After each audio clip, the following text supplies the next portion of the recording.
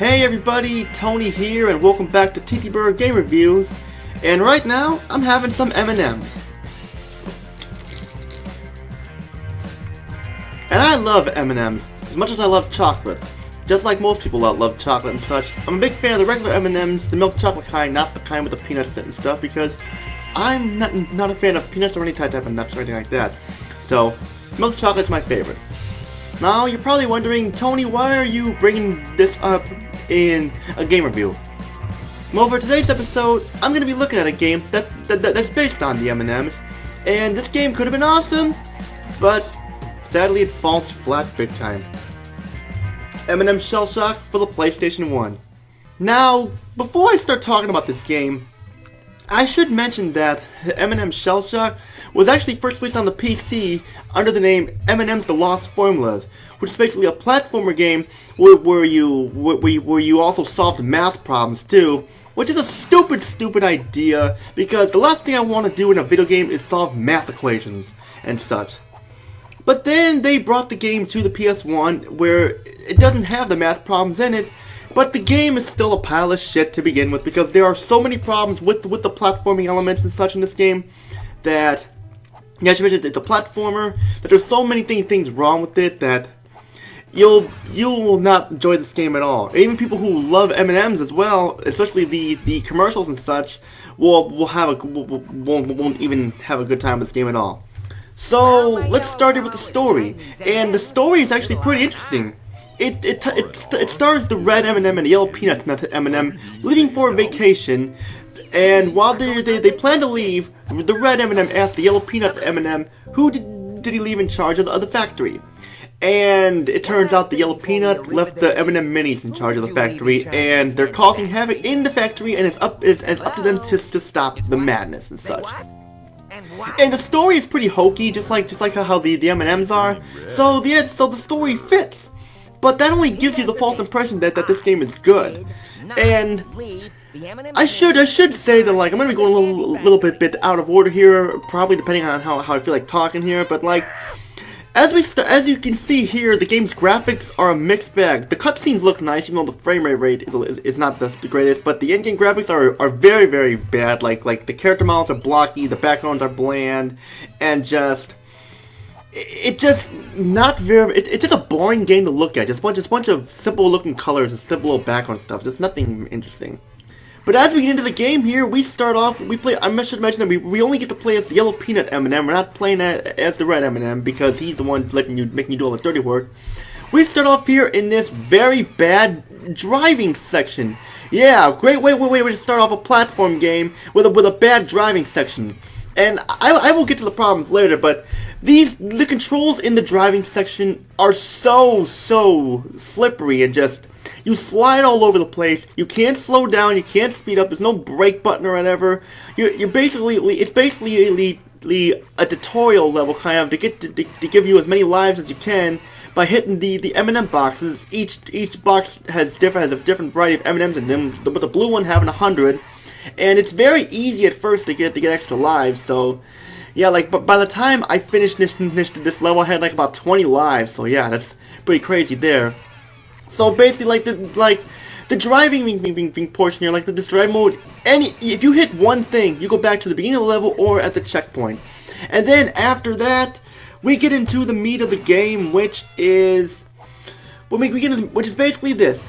You play, like I said, you play the yellow peanut M&M, and it's a platformer, and it's a blatant clone of Crash Bandicoot, and a bad one at that. Now, I don't mind if games want to be like Crash Bandicoot, because there are some platform games that are like Crash Bandicoot. Like, for example, Jersey Devil was a great Crash Bandicoot clone, but that's not the case here for this game.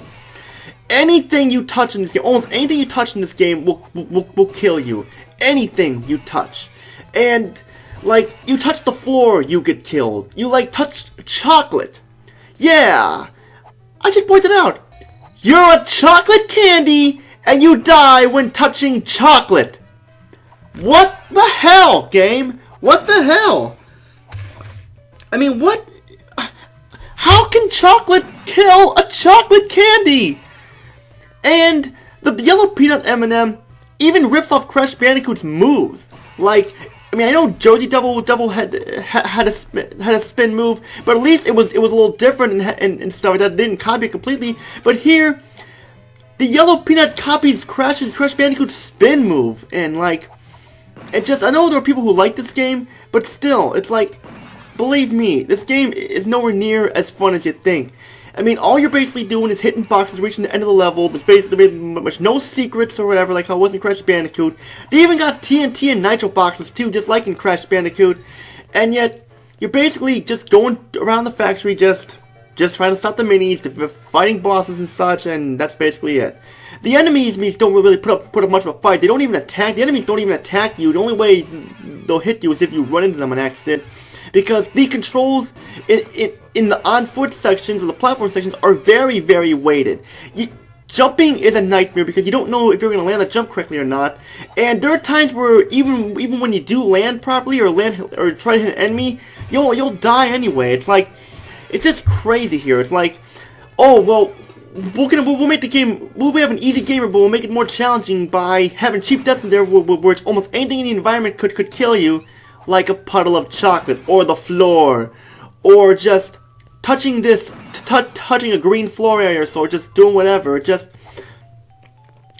Ultimately it's not really fun because it starts off super easy, and then all the difficulty just goes up, and it's just basically frustrating. I mean, I love challenge. I mean, Crash Bandicoot and Jersey Devil and Crack Legends of the Globals had challenge, but this is just insane. Hell, like, there are even times when you try to hit an enemy by jumping, you'll end up killing yourself because you didn't jump at the right time. Like, half a second off, or delayed, or half a second early, you die. It's like, you die a lot in this game. If you don't like dying in games, you're not gonna like this game at all. I mean, there's also bonus levels too, which are also a nightmare because like the bonus levels, you are pretty much on this like little hovercraft thing, hitting boxes and stuff. And I think what happens at the end, it tallies up your lives and stuff.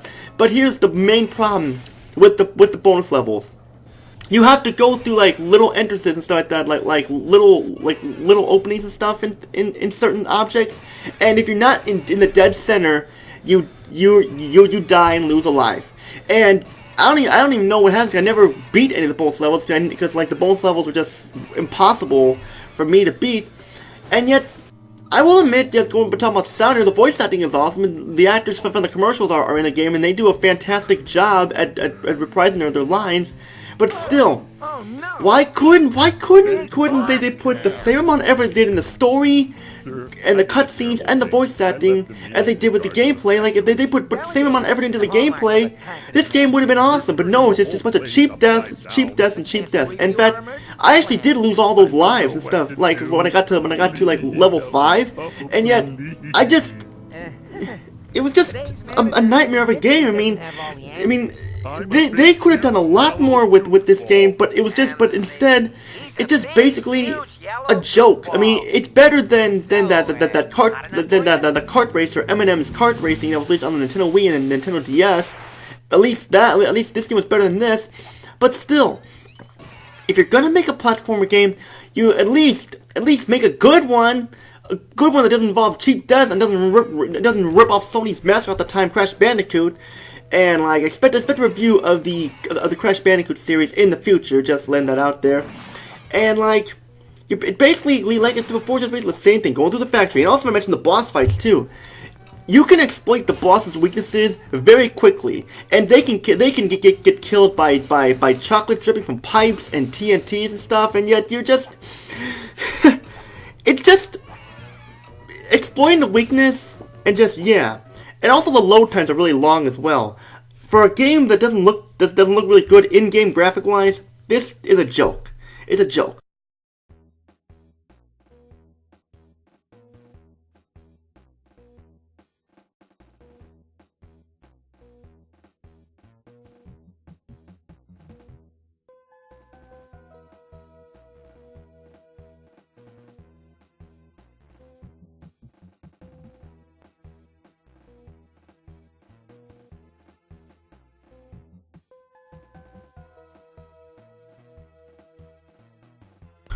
And you know what? I don't have much else to say. This game is terrible. It's terrible. It's one of the worst games ever on the PlayStation 1. Even the PC version, the Lost Formulas, that has a stupid math formulas in it too. sucks as well. The only difference about that is that the frame rate is smoother in the cutscenes. And that's not saying much either because the frame rate doesn't make a good game. But aside from that though, that's pretty much all I gotta say. I mean, I really wanted to like this game because it was the first M&M's game and the only M&M's game that we had on the PlayStation 1. And it could have been awesome, but like unfortunately that's not the case at all. So my final verdict here, if you like M&M's, just eat the candy or watch the commercials or so, or just if you like platform games, go play Crash Bandicoot, go play Jersey Devil, Gex Enter the Gecko, Gex 3 Deep Cover Gecko, Croc Legend of Gobos, and stuff, and Spyro the Dragon as well. Play any of those. Not this game. What rating am I gonna give it? Well, cutscenes look nice. Voice acting is good, and it has a good storyline. I give it a 1.5 out of 10 because of those things. And that's pretty much all I gotta say for this episode. Stay tuned for more videos. This is Tony. Peace and out.